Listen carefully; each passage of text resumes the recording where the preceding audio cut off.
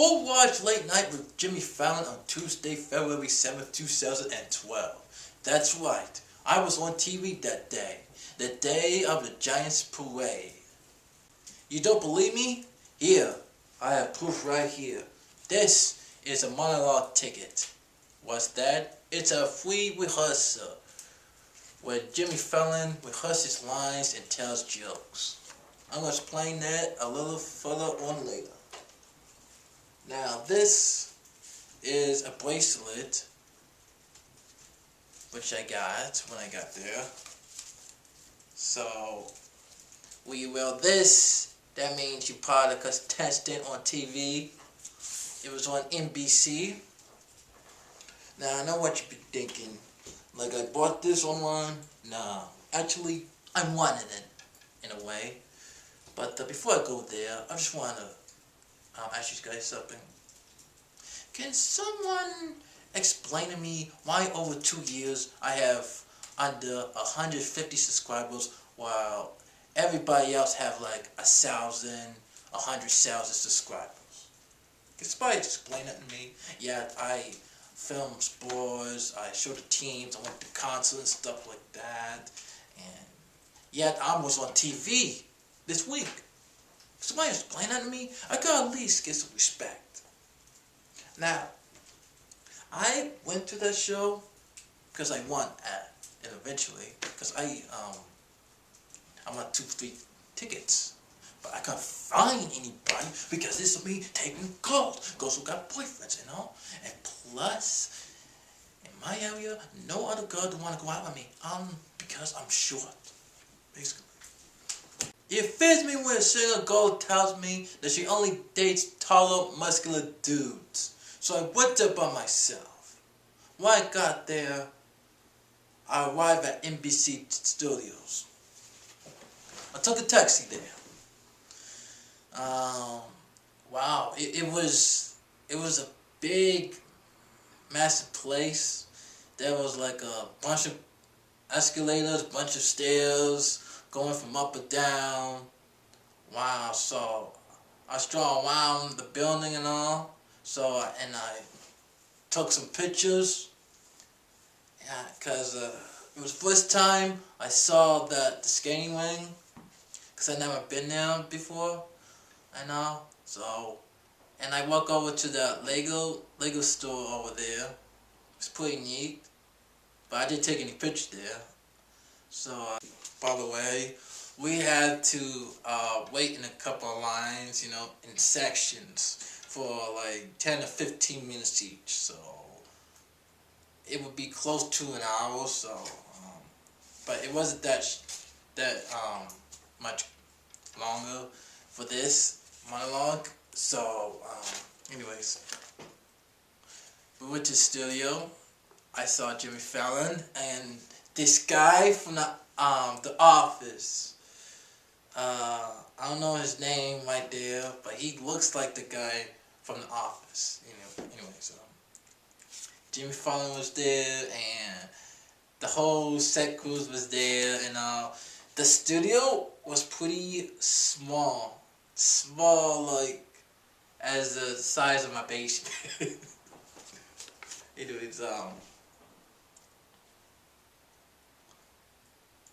when I was sitting, the bleachers was right there when so you came in, the stairs was straight ahead, and they were sitting to the left. So you got to turn around, and there that was the stairs, you know, when the audience sit. And then we see the set. The setting was on the bottom left side. So the camera goes on the stage and then slightly turn left and film Jimmy Fallon there on the set. So only the ones who ever been to the studio know what I'm talking about. So it's not directed at you, but on the left, you know, down on the bottom left side.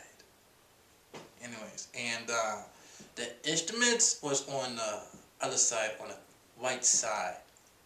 So we get to sit on top of the bleachers. So Jimmy Fallon steps up. He starts explaining how he does things and stuff like that. He rehearsed some jokes. Not all of the jokes go be in the show, so he just rehearsed it, and the more laughs, the more funny he's gonna put on the show. You know what I'm saying, right? And there was this guy who looks like James Wild from Angry Video Game Nerd. What's that? He writes the script, you know, show scripted. So, every night, Jimmy Fallon like reads his lines from a cardboard, and you know, he steps on a three-leaf clover on the floor. You don't see that, so, but I didn't see that, but there was a three-leaf clover on the floor, so when he walks out from the curtains, he stands there, reads lines and such, and tells jokes. And that was it. That was quick, 10 to 15 minutes. One reason only I went to see Jimmy Fallon is the Cranberries. I didn't know about this before, but before I found out, they didn't have a U.S. tour, so it was like the first and last time I get to see them. You know, I listened to the Cranberries, and after the show, I found out that they scheduled a concert, another concert at Terminal 5 in New York City. So that's right, gentlemen. I'll be back in New York City on May 4th, the day when the movie The Avengers will be on release in theaters. So when you go see that, I'll be watching the Cranberries, and I will be there on May 4th, so look forward for that footage later on. Also on March the 10th, I'll be back in Pennsylvania, Lancaster, Pennsylvania, to see another play, Sight and Sound. As I recall, I shot some footage last year, but my laptop got messed up, so I'm gonna reshoot it, make it better.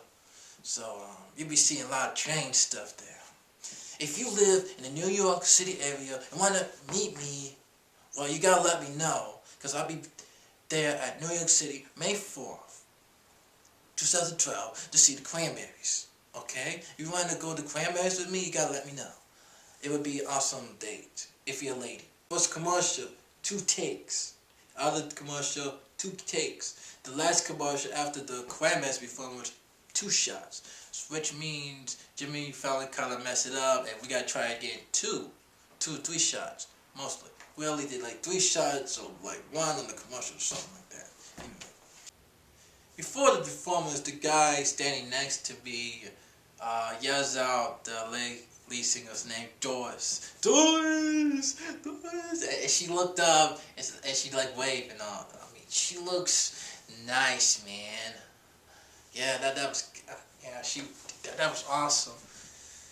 Yeah, and he like screaming, yeah, Cranberries, yeah, and that was it. And they you know did a couple of tune-ups and all. I saw it. I was below the keyboard, as you see, you know, and that was it.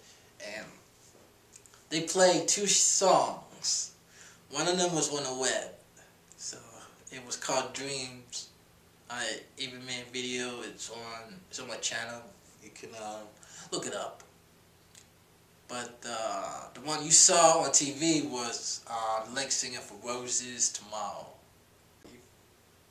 We had guests who played in this Twilight movie, and that's how I got this free DVD.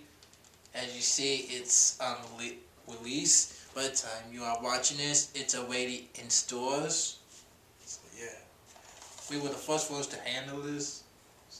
It was recorded between 5 and 6 p.m. Eastern and aired at 12:35 Eastern. a.m. late at night. So that tells you something that I learned. That they recorded in the afternoon and aired it late at night. So it ain't live. It ain't live most of the time. Uh, if you know anybody who got more subscribers, like 1 billion subscribers, who came out on national TV on channels like NBC, just let me know, okay? I could at least get some respect.